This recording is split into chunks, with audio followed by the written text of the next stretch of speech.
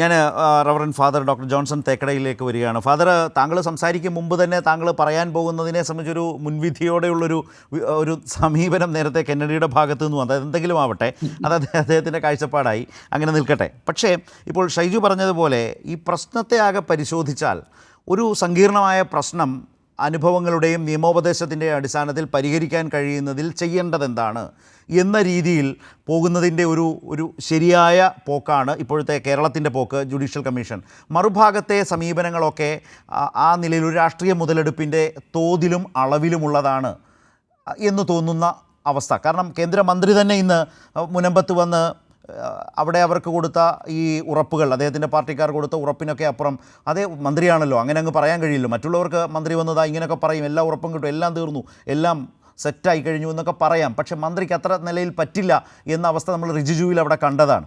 അതാണ് ഒരു വലിയ നിരാശ അവിടെ വൈദികരിൽ അല്ലെങ്കിൽ സമരക്കാരിൽ ഒക്കെ കണ്ടത്. അപ്പോൾ അത് അവർ തുറന്നു പറയുകയും ചെയ്തു മാധ്യമങ്ങളോട്. അപ്പോൾ ഇതിനകത്ത് മുതലെടുപ്പിനപ്പുറം ഒരു ഗൗരവമായ പ്രശ്നം പരിഹരിക്കപ്പെടണം. ഇതിൻ്റെ പേരിൽ ഒരു നാട് വർഗീയമായി ഭിന്നിപ്പിക്കുന്നതിന് അതൊരു ഒരു ആയുധമായി മാറരുത്. ഇതല്ലേ ശരിയായൊരു മലയാളി കേരളീയൻ കേരളം ചിന്തിക്കേണ്ടത്?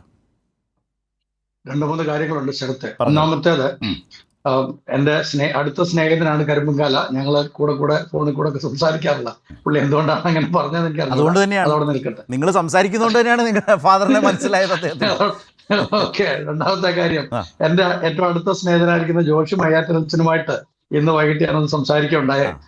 ആദരണീയനായ കേന്ദ്രമന്ത്രി റിജുജി വന്നു കഴിഞ്ഞപ്പോൾ അദ്ദേഹം പറഞ്ഞ കാര്യത്തെക്കുറിച്ച് സംസാരിക്കുകയുണ്ടായി. അപ്പം ജോഷി മയ്യാറ്റലച്ചൻ ഈ വിഷയത്തിൽ വളരെയധികം ജാഗ്രത പുലർത്തുകയും അതിനുവേണ്ടി അധ്വാനിക്കുകയും ചെയ്യുന്ന വ്യക്തിയാണ്. അപ്പോൾ അദ്ദേഹം എന്നോട് പറഞ്ഞത്, 2 ദിവസം മുമ്പ് റിജുജി അടക്കമുള്ള ആളുകൾക്ക് അദ്ദേഹം ഒരു കത്ത് എഴുതിയിരുന്നു. ആ കത്തിനകത്ത് മുനമ്പത്ത് നിങ്ങൾ വെറും കൈയോടെ വരരുത്, ഞങ്ങൾ നിങ്ങളിൽ നിന്ന് വലിയൊരു ഇത് കാണുന്നുണ്ട്, പ്രതീക്ഷിക്കുന്നുണ്ട് എന്ന് പറഞ്ഞുകൊണ്ടാണ്. പക്ഷേ ജനങ്ങളെ ആകെ നിരാശപ്പെടുത്തുകയും കേരളത്തെ മുഴുവനായിട്ട് നിരാശപ്പെടുത്തുകയും ചെയ്യുന്ന ഒരു പ്രഖ്യാപനവുമായിട്ടാണ് ശ്രീ റിജുജി വന്നിരിക്കുന്നത് എന്നുള്ളത് പറയാതിരിക്കാൻ കഴിയില്ല. എനിക്ക് അദ്ദേഹത്തെ അടുത്ത് പരിചയമുണ്ട്. ഞാൻ മറ്റൊരു സംസ്ഥാനത്തിലെ പ്രശ്നവുമായിട്ട് നേരിട്ട് അദ്ദേഹത്തോട് സംസാരിക്കാനായിട്ട് കേന്ദ്ര ഹോം മിനിസ്ട്രിയിൽ നിന്ന് നിർദ്ദേശം കിട്ടിയതുകൊണ്ട് 1 മണിക്കൂർ അദ്ദേഹവുമായിട്ട് വളരെ അടുത്ത് സംസാരിച്ച വ്യക്തിയാണ്. അദ്ദേഹത്തിന്റെ കപ്പാസിറ്റി അത്ര അതോട് മണിപ്പൂർ മാത്രമല്ല, അതേപോലുള്ള കേരളത്തിന് വെളിയിലുള്ള എല്ലാ സംസ്ഥാനങ്ങളുടെയും ക്രൈസ്തവ സമൂഹത്തിന് വേണ്ടിയിട്ടുള്ള ഒരു സംഭവം. അപ്പം അന്ന് അദ്ദേഹത്തിന്റെ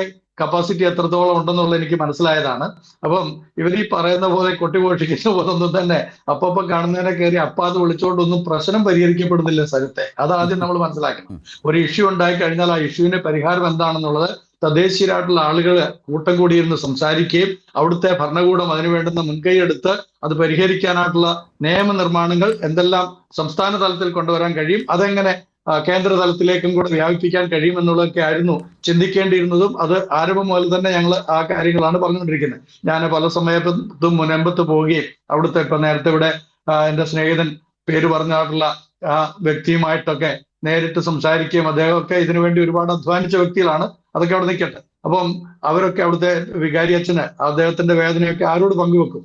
ഇങ്ങനെയുള്ള എത്ര ദിവസങ്ങളായി, എത്ര മാസങ്ങളായി ജീവിത സന്ധാരണത്തിന് ആവശ്യമായിരിക്കുന്ന എല്ലാം അവരവർക്ക് ഉണ്ടാക്കിയെടുക്കാനായിട്ടുള്ള, അപ്പൊ അതിന് സംരക്ഷണം നൽകുക എന്നുള്ളതാണ് ഭരണകൂടത്തിന്റെ ഉത്തരവാദിത്വം. അതിനുവേണ്ടിയിട്ടാണല്ലോ നമ്മള് ഭരണഘടന പ്രകാരം ആളുകളെ തെരഞ്ഞെടുത്ത് ഓരോ സംസ്ഥാനങ്ങളിലും കേന്ദ്രങ്ങളിലും ഒക്കെ ആക്കുന്നത്. പക്ഷെ സംഭവിക്കുന്നത് എന്താണ്?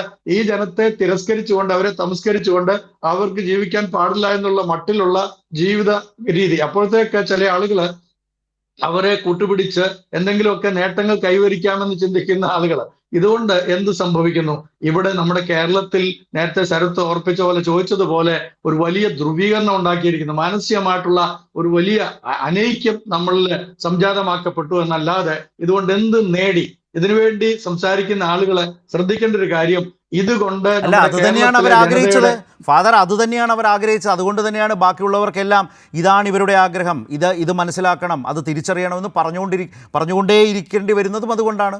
അവരുടെ ആഗ്രഹം അതായിരുന്നു. അപ്പൊ ശരത്തെ അപ്പൊ അത് മാത്രമല്ല, അതിന് കുറച്ചും കൂടെ നേരത്തെ ശരത് പറഞ്ഞു കുറച്ച് ഡ്രാഗ് ചെയ്യുമെന്ന്. എനിക്ക് അതിനോട് വിയോജിപ്പുണ്ട്. ഡ്രാഗ് ചെയ്യാൻ പാടില്ല. കാരണം ഈ ഒരു സമൂഹത്തെ മുഴുവനായിട്ട് ഇത്രയും നാളുകൾ നമ്മൾ സമരപ്പന്തലിൽ അല്ലായിരുന്നു ഇരുത്തേണ്ടത്. അതിന് മുമ്പ് തന്നെ ബഹുമാന്യനായിരിക്കും നമ്മളൊക്കെ ആദരിക്കുന്ന മുഖ്യമന്ത്രി അവരുമായിട്ടൊരു ചർച്ച നടത്തി അതിനൊരു പരിഹാരം ഞാൻ കണ്ടെത്തി തരാം, നിങ്ങൾ ഇപ്പോൾ സമരം അവസാനിപ്പിക്കൂ എന്ന് പറയാനും കൂടെ ബഹുമാനപ്പെട്ട മുഖ്യമന്ത്രി ഇനിയെങ്കിലും മുൻകൈ എടുക്കണം എന്നാണ് എനിക്ക് അപേക്ഷിക്കാനുള്ള കാരണം. ഈ കേന്ദ്രമന്ത്രിമാർക്ക് അവർക്ക് ഇവിടെ വന്നിട്ട് അവരുടെ നേട്ടങ്ങൾ മാത്രം കൊയ്യാൻ വേണ്ടിയിട്ട് എന്തെങ്കിലുമൊക്കെ വിത്തുകൾ വിതയ്ക്കാം. അതിനകത്ത് ചിലപ്പോൾ വിഷവും കലർന്നേക്കാം. അത് അവരുടെ രീതിയായിരിക്കാം. നമ്മള് അതിൽ നിന്നും വശംവദരാകാനോ അതിന് ഇടം കൊടുക്കാനോ പാടില്ല എന്നുള്ളതും കൂടെ ഓർത്തുകൊള്ളണം.